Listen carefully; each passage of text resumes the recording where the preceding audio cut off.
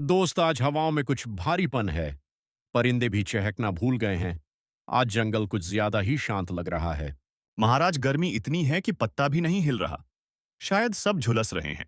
नहीं दोस्त, आधा अधूरा ज्ञान हमेशा खतरनाक होता है। यह गर्मी नहीं, किसी तूफान के आने से पहले की शांति है। तभी जंगल की ओर से कालू भालू हांफते हुए आता है। उसके चेहरे से एक अजीब सी डर झलक रहा था। गजब हो गया महाराज। वह खूंखार बिल्लू भेड़िया कालकोठरी से गायब है।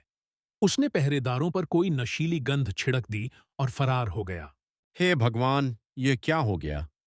कितनी मुश्किल से तुम्हें बिल्लू भेदिया को पकड़ा था। तुम सब सतर्क हो जाओ। बिल्लू खतरनाक है। वह शांत नहीं बैठेगा। कालू, पूरे जंगल की नाकाबंदी कर दो। जी महाराज, मैं आज रात से ही अपने सिपाहियों को जंगल में तैनात कर देता हूँ।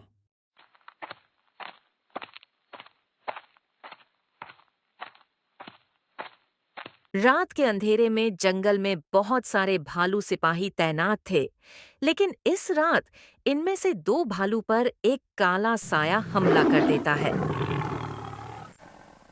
जैसे ही अगली सुबह होती है, सेनापति भालू भागते भागते महाराज के पास जा पहुंचता है। गजब हो गया महाराज। हमारी चौकसी के बावजूद कल रात से दो भालू सिपाही लापता हैं। हे भगवान, ये क्या हो रहा है हमारे जंगल में? चलो उस जगह का मुआयना करते हैं। सेनापति भालू और सुल्तान और रीकी गधा तीनों उसी जगह पहुंच जाती है जहां से दो भालू सिपाही गायब हुए थे। जमीन पर एक विशाल पंजे का निशान है। इतना बड़ा पंजा, यह तो किसी दैत्य का लग रहा है। क्या बिल्लू ने किसी शैतान से हाथ मिला लिया? यह पंजे किसी दैत्य के नहीं, किसी बहुत बड़े शिकारी के हैं। कालू, सबको ग्रुप में रहने का आदेश दो। कोई भी अकेला बाहर ना निकले। जंगल की दूसरी ओर बिल्लू और उसके साथी ने एक बाघ के बच्चे को अगवा कर अपने कब्जे में रखा था। वाह रंगा, तूने कमाल कर दिया। उस बाघ के बच्चे को बार बार जगह बदलकर तूने सुल्तान की नींद उड़ा दी है। अब वह बाघ सुल्तान के पूरे जंगल को तबाह कर देगा। सरदार सुल्तान को लग रहा है कि कोई भूत आया है, पर उसे क्या पता कि असली खेल तो हम खेल रहे हैं। उधर रीकी और सुल्तान योजना बना रहे थे कि जंगल के जानवर आखिर गायब कहाँ हो जा रहे हैं। महाराज, आज हम खुद चारा बनेंगे। आप दाईं ओर छुपे, मैं बाईं ओर। चौकन्ना रहना महाराज। ठीक है। रीकी सामने की ओर होता है और सुल्तान पीछे झाड़ियां में छुपा होता है। लेकिन अचानक एक गड़गड़ाहट होती है और सुल्तान के चिल्लाने की आवाज आती है। रीकी जब वहां पहुंचता है तो वहां सिर्फ पंजों के निशान होते हैं। सुल्तान गायब है। लो, राजा जी ही गायब हो गए। अब हमारा क्या होगा? हे भगवान, हमारी रक्षा करो उसे दरिंदे से। कुछ तो गड़बड़ है। वह शिकारी सबको पकड़ रहा है, पर खून की एक बूंद भी नहीं है। इसका मतलब वह किसी को मार नहीं रहा, बल्कि कुछ ढूंढ रहा है। रीकी को जंगल में ढूंढते ढूंढते उसे एक गुफा मिल गई। रीकी ने उस गुफा के अंदर जाने का फैसला किया। हे गधे, तू भी आ गया? बता, मेरा बच्चा कहाँ है? सुल्तान और उसके सिपाही भी मेरे कब्जे में हैं। महाबली, शांत हो जाइए। सुल्तान ने आपका बच्चा नहीं लिया। आपको गुमराह किया गया है। मुझे सिर्फ 24 घंटे दें। मैं आपका बच्चा आपके पास लाऊंगा। ठीक है गधे, तेरे पास सिर्फ एक दिन। अगर मेरा बच्चा नहीं मिला तो जंगल में सिर्फ हड्डियां बचेंगी। अब रीकी गधा बाघ के बच्चे को ढूंढने के लिए निकल पड़ा। रीकी को सब कुछ समझ आ चुका था कि यह काम बिल्लू भेड़िए का ही होगा। रीकी ने बिल्लू के लिए एक चाल रची। वह बिल्लू भेड़िया के पास जा पहुंचा। भाइयों सुल्तान अब इस दुनिया में नहीं रहे। उस विशाल प्राणी ने उन्हें खा लिया। अब हमें नया राजा चाहिए। दुख की बात है, पर घबराओ मत। मैं उस प्राणी को हरा सकता हूं। बस मुझे राजा घोषित कर दो। ठीक है बिल्लू, तुम राजा बनो। तुम्हें इस जंगल का राजा घोषित कर देंगे, पर पहले उस प्राणी को शांत तो करो। अभी लो, उस प्राणी से छुटकारा दिलाता हूं। बिल्लू रंगा को इशारा करता है कि बच्चा ले आए, ताकि वह महाबली को उसका बच्चा दे और वह महाबली अपने जंगल की ओर चली जाए।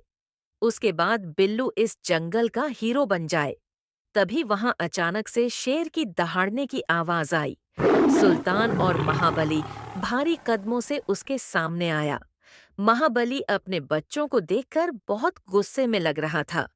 सुल्तान और महाबली को देखकर भेड़िया डर के मारे अपने गर्दन झुकाए थे।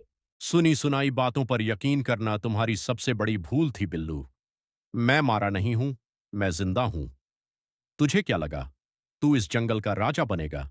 यह तो हमारे चाल थी ताकि तुम महाबली के बच्चे को नुकसान ना पहुंचाओ।